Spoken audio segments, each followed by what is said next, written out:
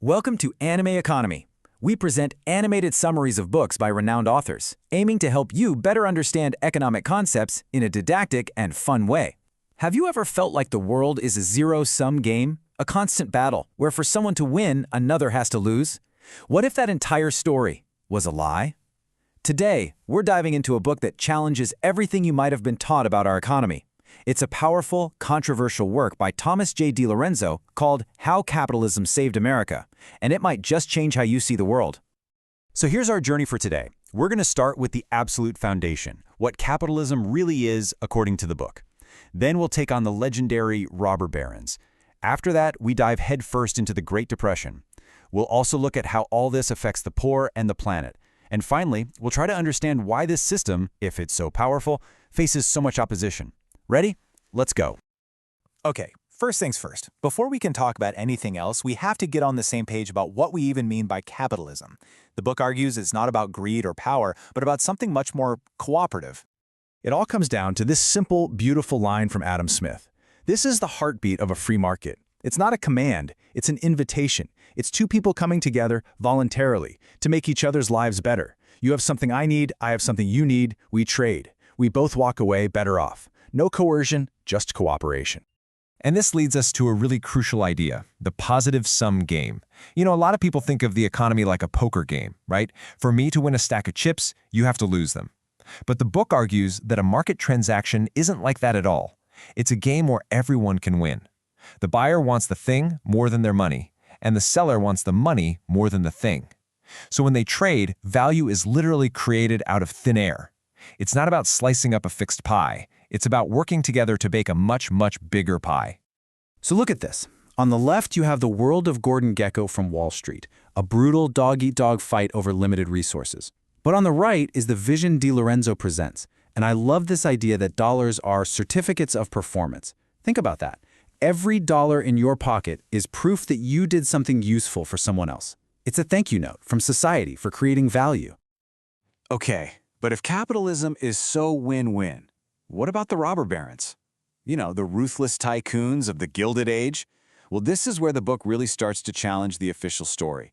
It argues we've been confusing two totally different kinds of people. On the left, you have the market entrepreneur, and the book's prime example is a railroad builder named James J. Hill. He built his railroad with his own private money. His only path to success was to offer the best service at the lowest price. But on the right, you have the political entrepreneur, like the builders of the Union Pacific Railroad. They were funded by massive government subsidies. Their goal wasn't to please customers, it was to please the politicians handing out the cash. It's the difference between a chef who has to cook amazing food to get customers and one who gets paid by the government no matter how bad the food is.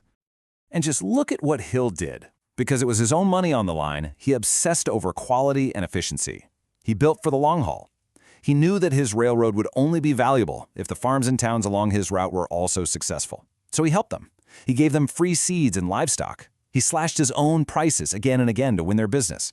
He famously said, "We have got to prosper with you, or we have got to be poor with you." And now for the plot twist.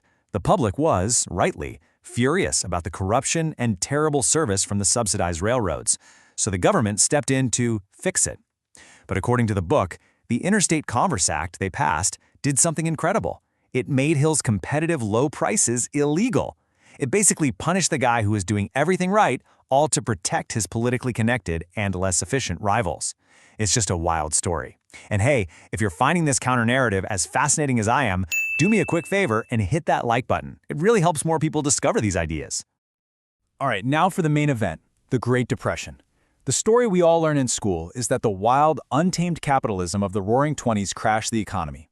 But what if that story is completely backward? The book throws down a massive challenge to this idea. It asks, was the 1920s really an era of laissez-faire, of hands-off government? The answer it gives is a powerful no, and it points the finger at an unexpected figure, Herbert Hoover. So check this out. The book argues that long before he was president, Hoover was the opposite of a free market guy. As Commerce Secretary, he was actively encouraging industries to form cartels to stop what he called destructive competition. In other words, to stop prices from falling. Then when the crisis hit, he didn't step back, he went into overdrive. He massively cranked up government spending, and then in 1932, he signed one of the biggest tax increases in American history.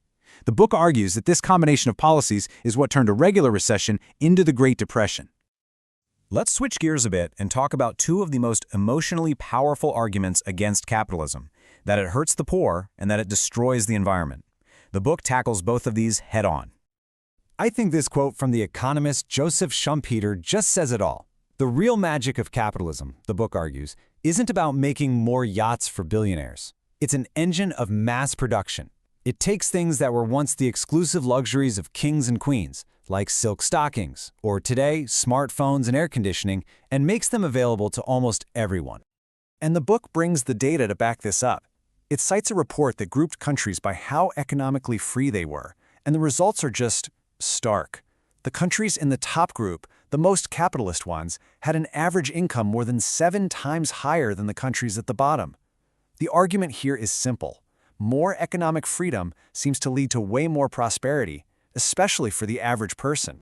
But what about inequality? Are the rich just getting richer while the poor get stuck? Well, the book challenges that too. It points to this incredible study that followed the same American families for 16 years. And get this, less than 1% of the people who started in the poorest group were still there at the end. And of those who started in the second poorest group, a full quarter of them made it all the way to the top.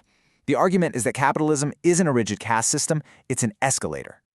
So what about the environment? The book's argument here is all about incentives. Think about the difference between a car you own and a rental car. You wash your own car. You get the oil changed. Why? Because you have an incentive to take care of it. You bear the costs of neglect. The book argues that private property creates that same incentive for stewardship with things like forests and land. This is in contrast to what's called the tragedy of the commons. When nobody owns a resource, everyone has an incentive to use it up before the next person does.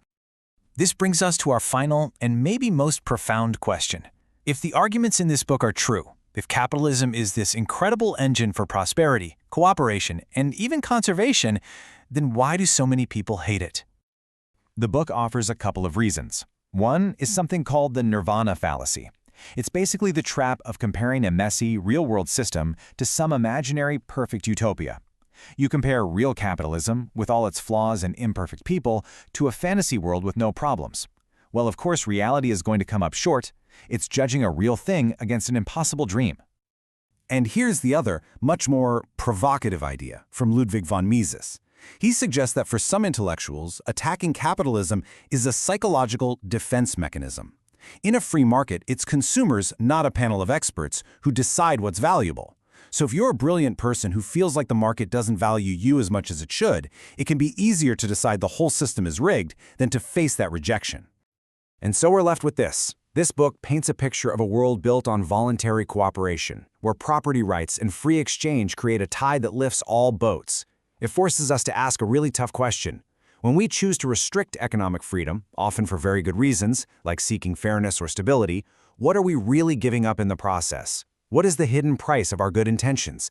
That's the challenge this book leaves with us. Thanks for watching this Animeconomy video. If you enjoyed this content, please consider subscribing to the channel. If you want to delve deeper into the subject of this book, the link to purchase it is below in the video description. See you in the next video.